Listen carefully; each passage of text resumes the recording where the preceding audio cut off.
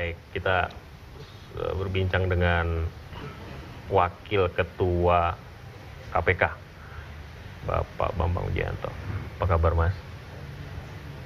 Baik, Mas. Kondisinya sekarang lebih gimana? Lebih tenang, lebih... Kayak gini loh, Mas Vito.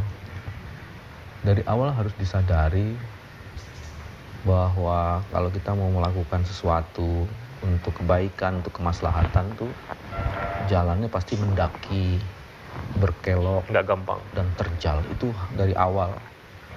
Anda sudah paham itu? Jadi udah paham. Cuman saya juga mengatakan bahwa di tengah situasi seperti itu pasti akan banyak ujian.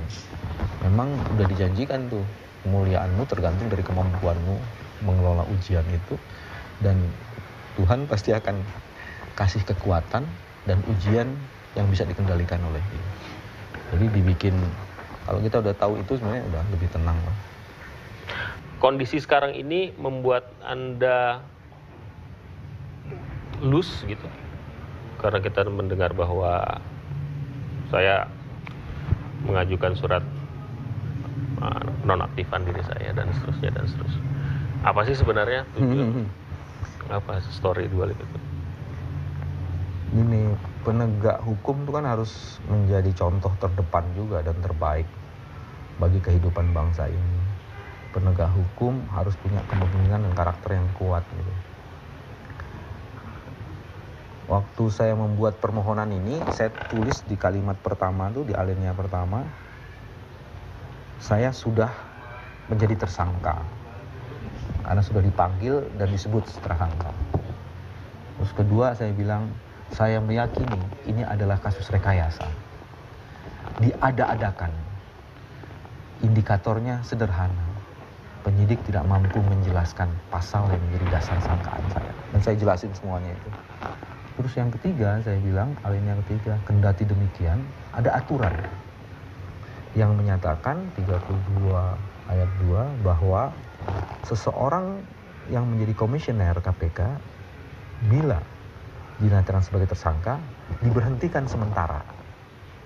Jadi itu sebabnya saya mengajukan pemberhentian sementara. Alasannya adalah saya tunduk pada konstitusi, saya tunduk pada undang-undang, saya tunduk pada moral politik dan kemaslahatan kepentingan banyak orang. Dan saya serahkan permohonan pemberhentian sementara itu kepada pimpinan KPK karena kami bekerja secara kolegial. Silahkan diurus. Apapun keputusan Anda, saya akan tunduk pada itu. Ayat 3-nya menyatakan harus ada ketetapan presiden mengenai itu. Jadi dengan begitu saya akan menjalankan tugas dan kewajiban saya sesuai dengan aturan. Saya sudah serahkan pada pimpinan, dan pimpinan nanti akan berurusan dengan presiden. Sebenarnya saya belajar dari tradisi yang dibuat oleh teman-teman terdahulu di zaman kepemimpinan SBY. Begitu dia dinyatakan itu, dia mundur. Itu kan tradisi itu harus dibangun, dan udah itu KPK juga kan kalau sudah jadi tersangka nggak boleh dilantik. Itu udah kita lakukan. Jadi saya ingin menjaga tradisi itu. Saya nggak boleh bikin double standard dong. Ini pertanyaan blunder aja. Apakah sebenarnya nyindir juga Pak Budi Gunawan? Saya aja jadi tersangka nonaktif, Anda juga dong gitu. Saya sih lebih perspektif membangun tradisi sih ya. Oke. Tradisi kalau itu urusan masing-masing. Kan selama ini Anda mendampingi tersangka. Sekarang Anda jadi tersangka. Ya apa yang bisa Anda ceritakan? Jadi gini, refleksi saya ya, waktu saya hidup bukan sebagai penyelenggara negara di LBH, saya nanganin kasus-kasus berat, situasinya sangat otoritarian. Saya tidak pernah menjadi tersangka, yang namanya lawyer kan. Di zaman Orde Baru? Di zaman transisi sama juga begitu kan. YLBHI menjadi salah satu tempat dari pusat gerakan itu kan, semuanya bertumpu dan pendirian partai-partai baru pertama itu ada di situ, ada PUDI, ada PRD, macam-macam kayak gitu. Saya juga tidak pernah jadi tersangka. Tapi Allah itu dahsyat gitu. Saya diuji ketika saya menjadi penyelenggara negara. Ketika kondisi relatif baik-baik saja. Ketika orang mengatakan inilah saatnya Indonesia terbang gitu ya. Anda jadi tersangka. Saya jadi tersangka. Itu ironis benar. Dalam kapasitas sebagai penyelenggara negara. Saya menyebutnya tidak ironis. Allah, ini dahsyat kali. Kalau pakai istilah istri saya, keren betul ini. Ini tantangan yang keren, dahsyat, luar biasa. Pasti ada hikmah di balik itu. Dan saya tidak tahu itu. Saya jalani aja, ambil manfaat. Ada proses pembelajaran yang luar biasa dahsyatnya. Kasus yang dihadapi oleh saya tidak ada berkaitan dengan jabatan dan kewenangan saya sebagai pimpinan KPK. Dan saya yakin pimpinan KPK yang lain juga begitu. Kasus yang sedang dihadapi polisi, sebut saja Pak BG, beliau menggunakan kewenangannya. Tapi untuk kepentingannya sendiri, jadi bukan institusi sebenarnya. Kalau masalah penangkapan itu teknis penyidikan. Tapi mekanismenya benar gitu, pertimbangannya apa? Di dalam penyidikan sudah ada peraturan Kapolri nomor 14 tahun 2012. Itu yang menjadi pedoman penyidik. Apakah itu mau dipanggil, apakah mau ditangkap, itu sepenuhnya teknis penyidikan. Mas Bambang, setelah apa yang Anda lewati, Anda benci sama polisi? Enggak, Bos.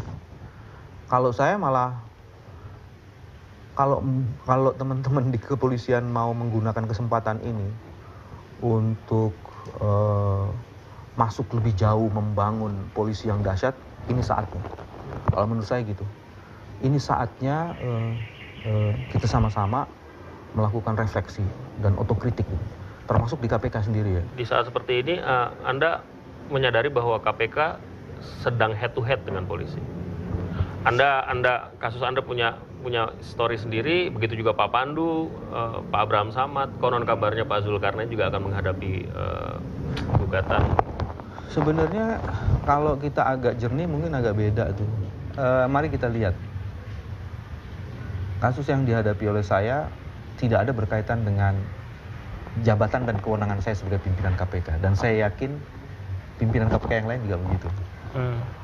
Kasus yang sedang dihadapi polisi, sebut saja Pak BG, beliau menggunakan kewenangannya. Tapi untuk kepentingannya sendiri, jadi bukan institusi sebenarnya. Ya kan?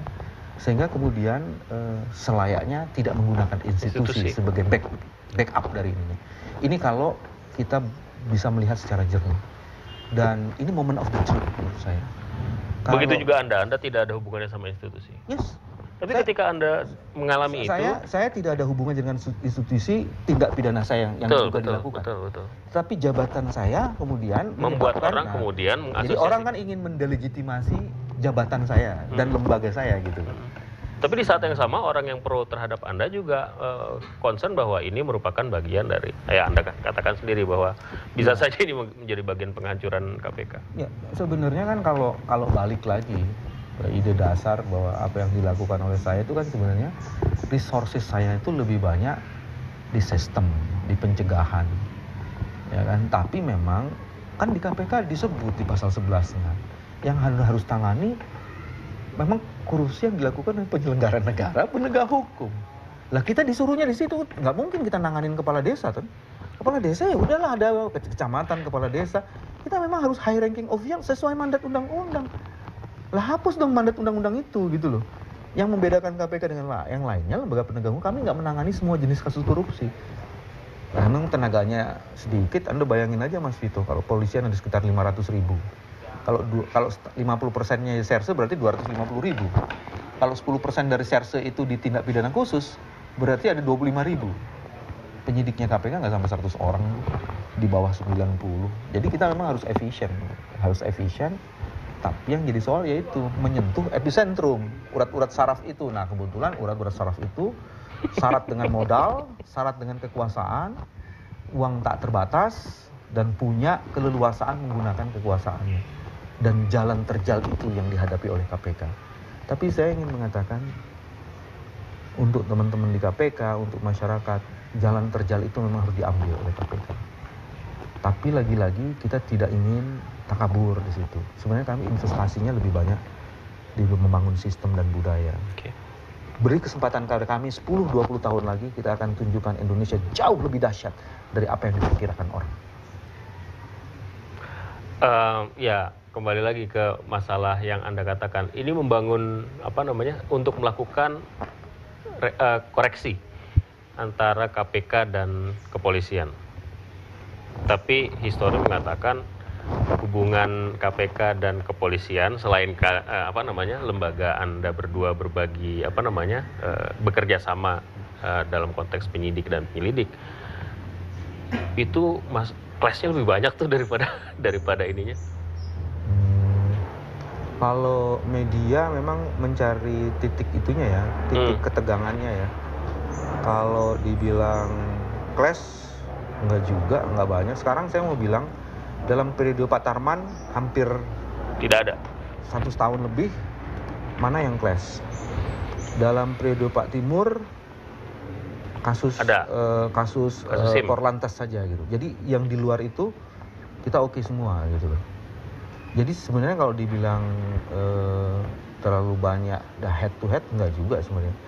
Itu anchor memang harus begitu ngomongnya, harus provokatif dan seperti itu. Tapi sebenarnya sih enggak juga. Saya ingin mengatakan banyak hubungan-hubungan. Saya misalnya begini, waktu zaman Pak Timur ya, sederhana ya Pak Timur. Kapolda di Papua mengatakan, Mas, aku mau bentuk Satgas anti korupsi. Kita bantu, coba izin sama Pak Kapolri, dikasih izin. Di pelatihan gitu tuh langsung setelah itu dilantik tuh Satgasnya itu. Oke, kita kan full backup. Pada saat itu ada kasusnya Pak Sitorus. Ya, oke, kalau gitu uji cobanya di kasusnya Pak Sitorus aja. KPK tidak take over itu tapi backup. Apa yang bisa kita bantu gitu. Dan itu dijalanin terus. Ya, misalnya kayak begitu. Tapi kan sukses story kayak gitu tidak tercatat, Bos. Tidak tercatat dan tidak tersebar. Padahal itu credit point. Mas Bambang, waktu Anda ada di Mabes Polri tempo hari, Anda mungkin tidak menyaksikan apa yang terjadi di lapangan di KPK dan di beberapa daerah. Tapi media menangkapnya dengan cermat dan menangkapnya dengan detail. Kata-kata save, bahkan tidak save BW, tapi save KPK. Itu yang menjadi slogan. Kemudian ada save, sekarang ini jadi save Polri, dan seterusnya. Ini menunjukkan bahwa pengaruh KPK terhadap publik itu sangat besar.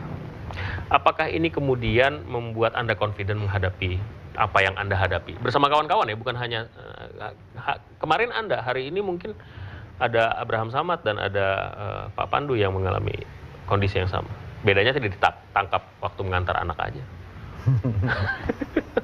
Kalau saya mau balik di pertanyaan awal itu, kalau Anda tahu kemana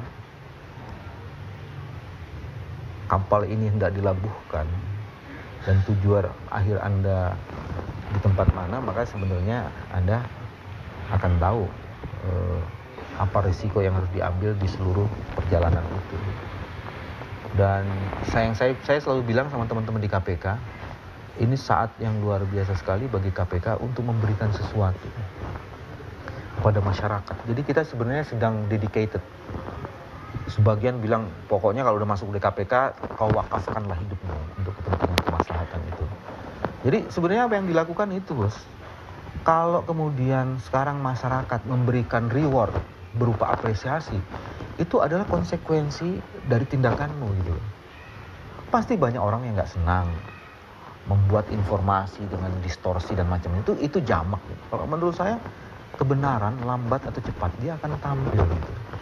Dan dia pasti akan memenangkan. Walaupun berdarah-darah. Iya. Dan kalau kita berkaca lagi dalam sejarah Indonesia, mana yang nggak berdarah-darah untuk membangun Indonesia? Ketika kita nggak ada apa-apa bisa memenangkan pertarungan dengan Belanda, apa nggak berdarah-darah?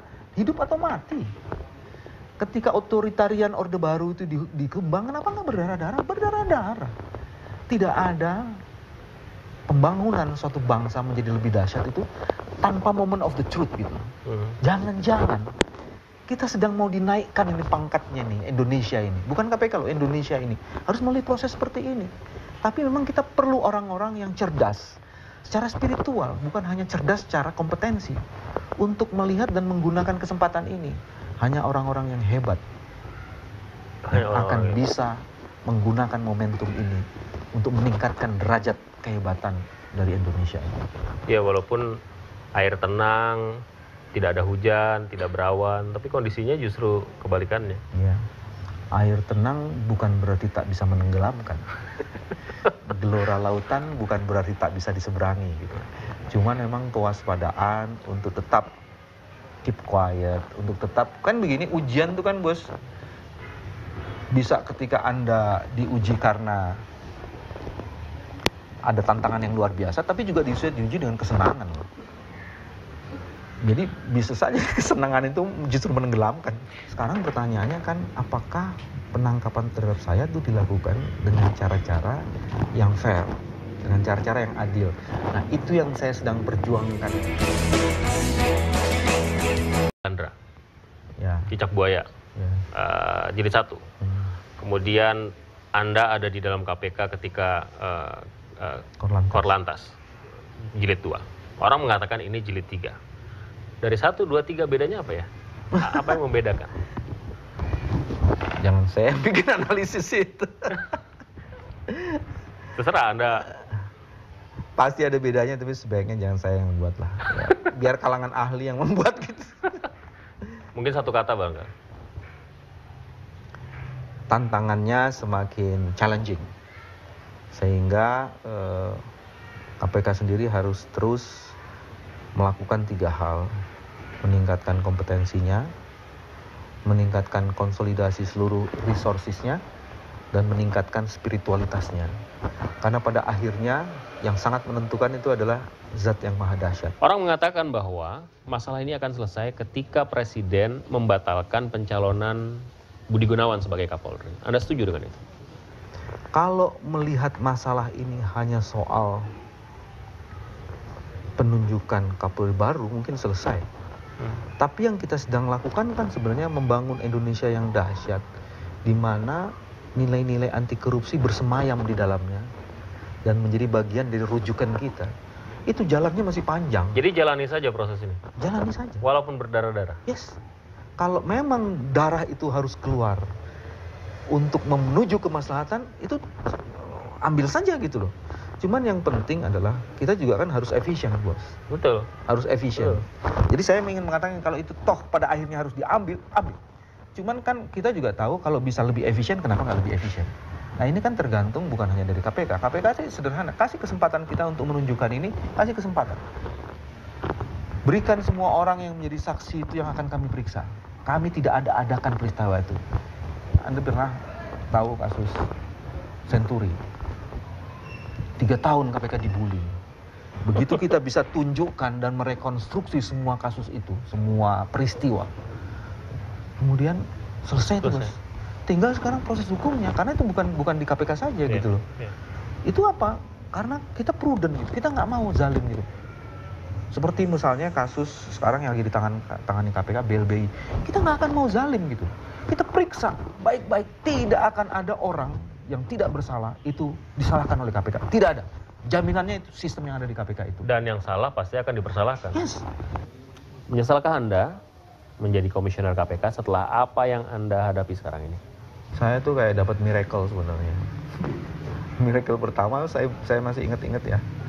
Begitu masuk di LBH 84 ada kasus Tanjung Priok. Kemudian saya mendapat itu. Terus 89 itu kasus pada saat itu kasus Priok, ada apa lagi kasus KB atau segala macam.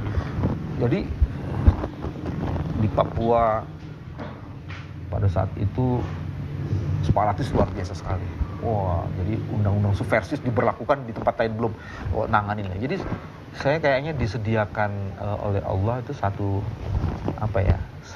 tempat yang bisa membuat saya menjadi sesuatu. Jadi saya sih sekarang menikmati, jangan-jangan ini bagian dari pembentukan seorang Bambang Wijayanto untuk terus-menerus bisa menjadi lebih baik sesuai dengan tantangan yang diberikan. Jadi kayak pilihan nih, Mas. Dah kalau pilihan itu Anda sudah pilih, resikonya ada di situ gitu loh. Pasti kehidupan Anda nggak populer, musuhnya banyak. Ya itu pilihan-pilihan itu. Bisa ditangkap sewaktu-waktu. Bisa gitu. Jadi pilihan-pilihan itu, dan apa salahnya sih ditangkap gitu loh. Apa salahnya tidak populer? Jadi kalau saya sih jangan sampai ya, kalau kenapa Anda bisa berani mengatakan apa salahnya ditangkap? Sebab kalau resiko itu yang harus diambil sebagai resiko jabatan, ya harus taruh, harus bertanggungjawabkan. Jadi kan dalam bekerja Anda sudah hitung kan resikonya, resiko yang paling mana ya? Ya tentu semua orang yang waras tidak mau ditangkap. Tapi kalau kemudian ditangkap karena resiko itu, Anda harus ambil. Sekarang pertanyaannya kan, apakah penangkapan terhadap saya itu dilakukan dengan cara-cara yang fair, dengan cara-cara yang adil. Nah, itu yang saya sedang perjuangkan gitu loh. Tapi di saat yang sama, iya KPK kemudian mengalami kondisi yang seperti sekarang, itu tanda-tanda alam apa itu kalau misalnya Mas Bambang bisa? Kalau saya gini, ini bagus KPK dapat tantangan ini. Dan ini merupakan yang paling dahsyat menurut saya. Kalau saya berpikirnya begini, semakin dahsyat tantangan itu diberikan, itu sebenarnya Allah semakin sayang. Kok kenapa bisa gitu? Kan janjinya udah ada, orang nggak mungkin diuji di luar batas kemampuannya. Jadi kalau semakin dahsyat diuji, memang dia sedang dipantaskan. Jangan-jangan dengan dipantaskannya kemampuan untuk mengelola masalah ini, dia akan naik gitu, derajatnya itu. Nah, saya bilang sama teman-teman KPK, makanya dua hal. Satu, inilah saatnya kita menunjukkan ya, kompetensi terbaik kita. Tidak hanya solid, tapi lebih banyak memberikan kemanfaatan bagi publik. Itu saatnya. Terus kedua, Anda nggak bisa kerja sendiri. Itu sekarang yang sedang dilakukan KPK, kan narik orang begitu. Mas Vito, investasi kami bersama-sama teman-teman kepolisian dan kejaksaan itu luar biasa dalam 2-3 tahun terakhir ini. Anda bayangkan misalnya kita punya setiap tahun itu program peningkatan kompetensi di 5 provinsi. Untuk teman-teman polisi, kejaksaan, BPKP. Duduk sama-sama, ngomongin soal anti korupsi, ilmu mengenai pemberantasan korupsi. Terus kedua, kita bikin tim kerja bersama. Kalau dikatakan bahwa hal-hal seperti itu tidak tersentuh oleh media, barangkali ya, karena media juga punya outlet sendiri, punya agenda sendiri. Tapi yang jelas, saya melihat sih sampai sekarang kebanyakan media mendukung KPK dalam upaya-upaya apa yang KPK lakukan untuk pemberantasan korupsi. Tapi yang jadi masalah, hal-hal semacam itu kemudian tidak membuat KPK lepas dari masalah.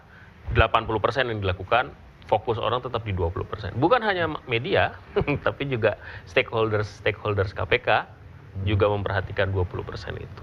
Di 20% itu KPK dianggap efektif bagi sebagian pihak, dalam sebagian kasus, tapi dianggap juga ada yang mengatakan bahwa ini sudah masuk ke jalur politik, menggunakan kekuasaan atau kewenangannya untuk kepentingan politik, dan berusaha menjadi playing god lah istilahnya. KPK ini playing god. Sebenarnya simple. Kami punya sistemnya berupa expose. Jadi kalau ngomong ke penindakan itu, forum expose itu yang menentukan. Bukan siapa orang per orang yang menentukan. Nggak ada tuh pimpinan sendiri menentukan itu. Forum. Kita kan selalu dengar tuh Mas, si ini dipegang sama partai ini, orang ini, si ini kayaknya dekat sama partai ini.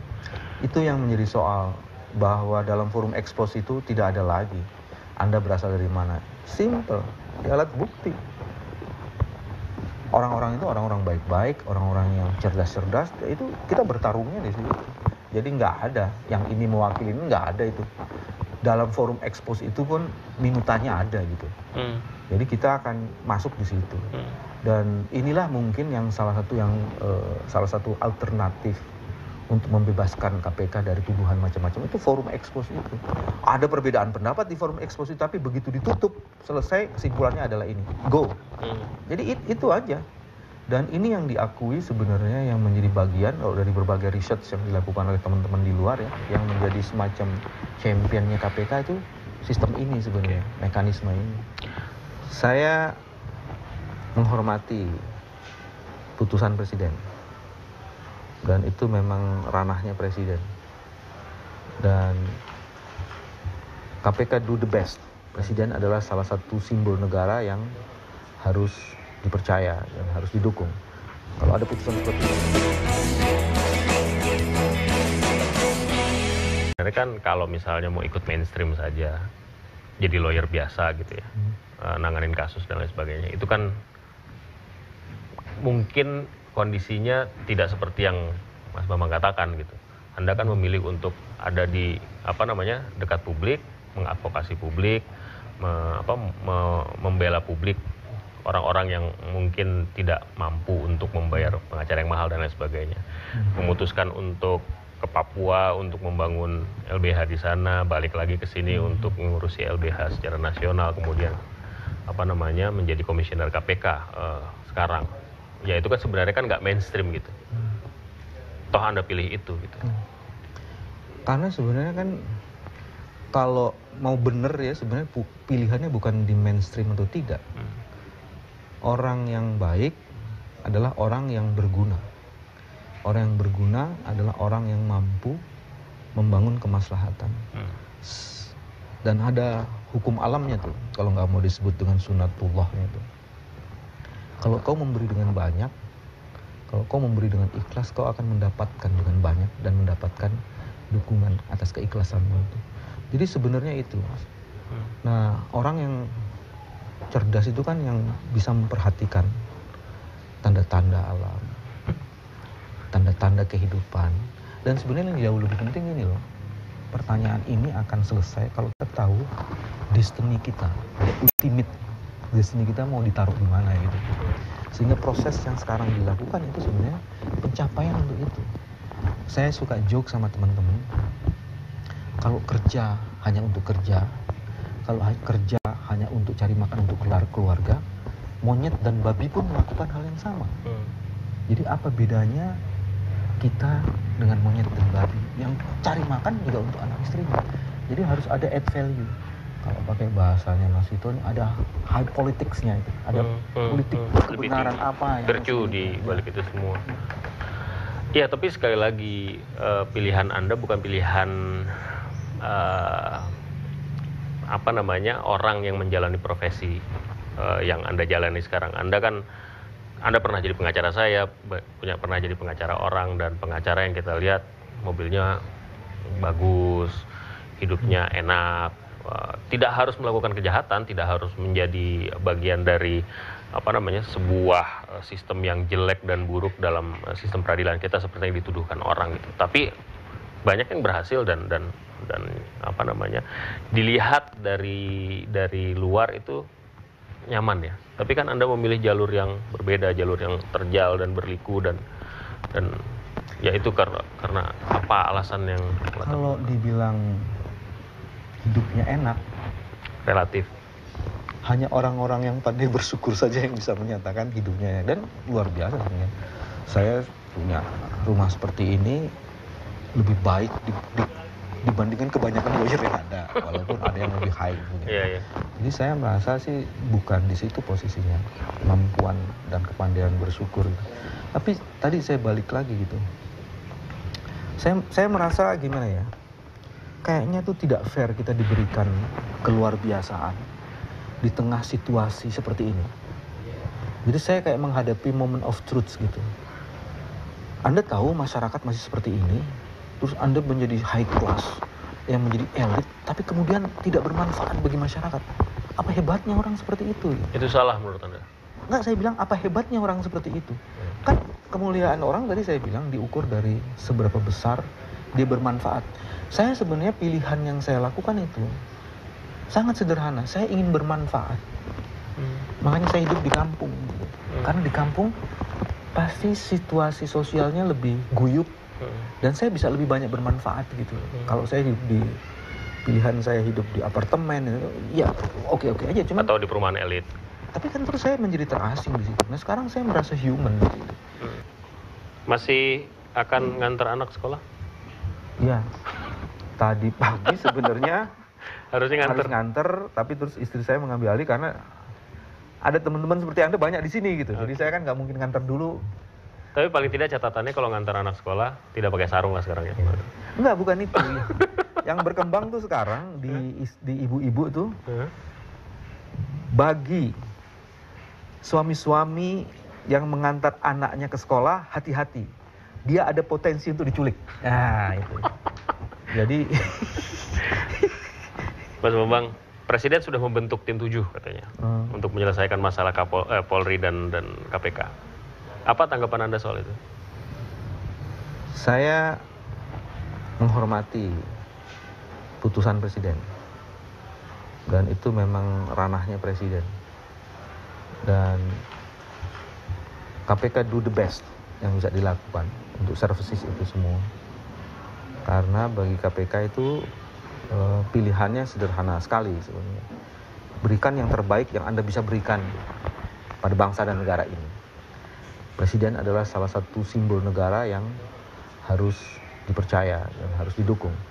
Kalau ada putusan seperti itu, harus didukung. Dan KPK akan memberikan yang terbaik untuk tim 7 ini. Mas Bambang, kita disaksikan oleh banyak orang yang juga menyaksikan Anda menjalani proses ditangkap ketika mengantarkan anak, kemudian tengah malam atau bahkan dini hari, keesokan harinya keluar. Apa yang bisa Anda sampaikan kepada mereka yang juga berharap banyak terhadap peran KPK? Yang pertama, terima kasih atas seluruh doa, dukungan, empati, dan situasi yang luar biasa sekali yang memperlihatkan Anda, masyarakat Indonesia mendukung kami. Terus kedua, saya juga ingin berpesan begini, tantangan kita masih dahsyat, tantangan kita masih luar biasa untuk menjadi sesuatu.